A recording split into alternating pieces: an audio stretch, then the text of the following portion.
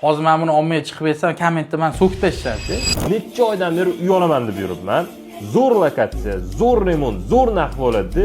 Bitta telefon qilsam realtor aytadi, buni sotib bo'ldik deydi.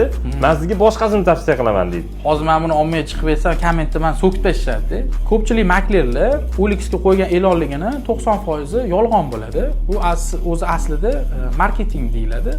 Klient ushlab qolish uchun, klient telefon qiladi, "Men shu uyni ko'rdim, narxi ham ma'qul keldi, qachon ko'rsam bo'ladi?" Yo'q, uy sotilib ketgan deyshadi. O'zi aslida uy yo'q bo'ladi. Keyin boshqa uyga taklif qilib turib, savdoni yolg'on bilan boshlab turib, uyni sotishmoqchi bo'ladi. Men uy olmoqchiman, qanaqa qilib shu yolg'onga uchmasdan tezroq uy topsam bo'ladi. O'zi odam basharasi yetib turadi deymi?